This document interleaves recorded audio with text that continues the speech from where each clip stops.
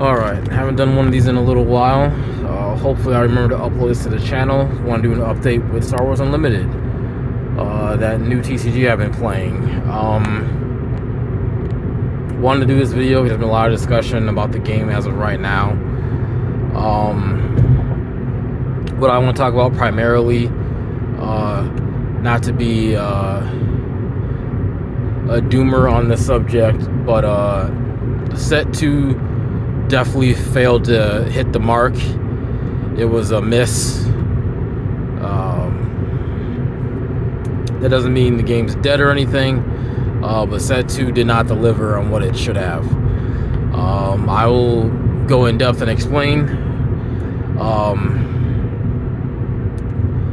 Set 2 did bring in new mechanics like smuggle, capture, and bounty. The problem is that these mechanics are not very good. We have a bunch of new leaders. This is a leader mechanic game. Leader mechanics should be good, and a bunch of them are just, unfortunately, not very good. Some people go so far as to say that they're unplayable. I would agree for leaders like Lando and Finn, but some of the other ones, they're playable, they're just not very good, like Dr. Aphra.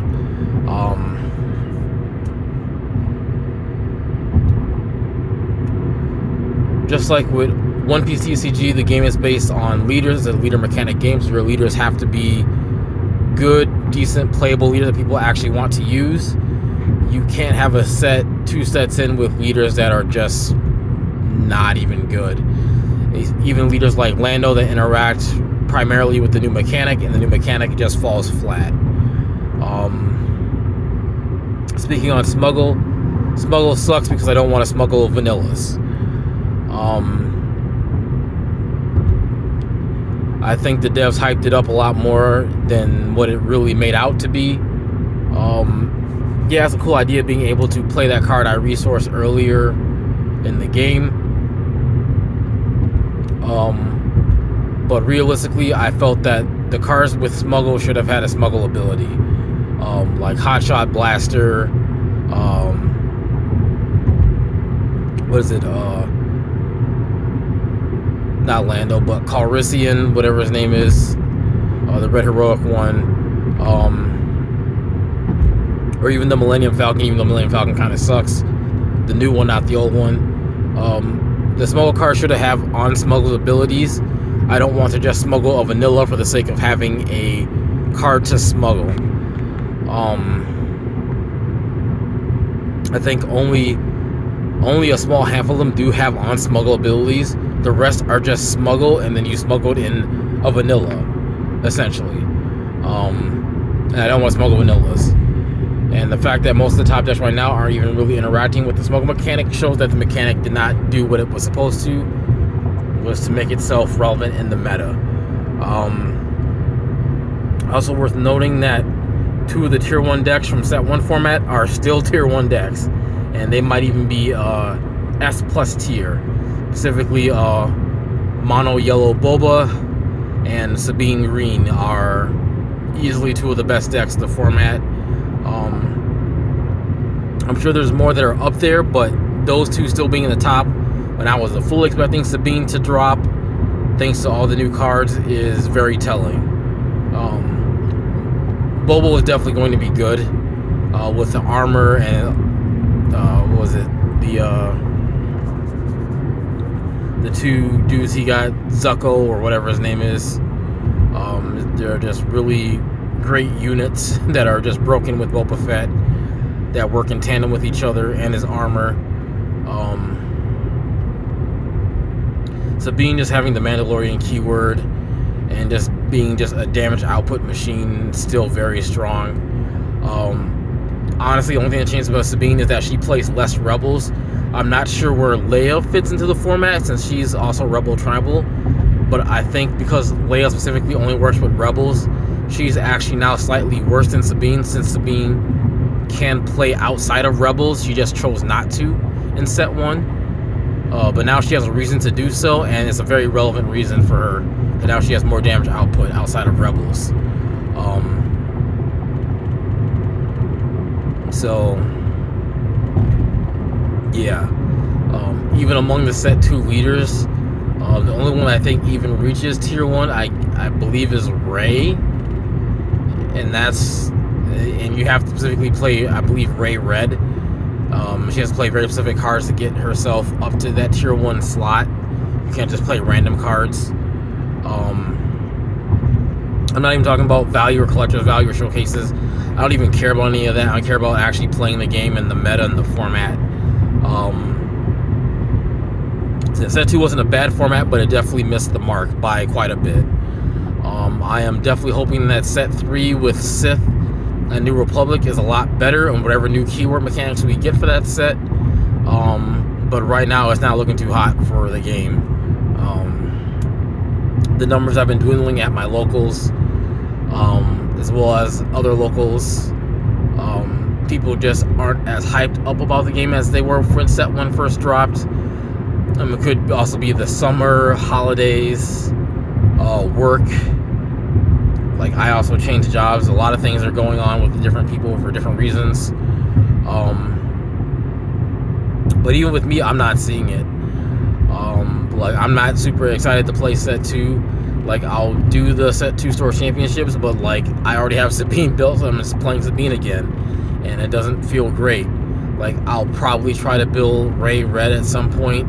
I may even build Han, but even he's not quite at the tier 1 level, even though he really should be. Surprisingly, he's not up there yet. His damage just isn't quite there. I don't know how Crate Dragon's still a $40 card when none of the top decks are going to be playing Crate Dragon. Like, literally none of them. Like, I don't even think Ray Red plays Crate Dragon. So that's kind of crazy to think about. Like, oh yeah, this card's so good, but like none of the top decks are playing it. So is the card really that good? The answer is usually no. The card's actually not that good. The card's probably going to drop like a rock. Really don't know what I want to say for this video, but set 2 is just not that great. For being second set in for a new game, that's really bad. Like I said, set 3 really needs to pull it around, or things are going to go downhill very quickly for the game.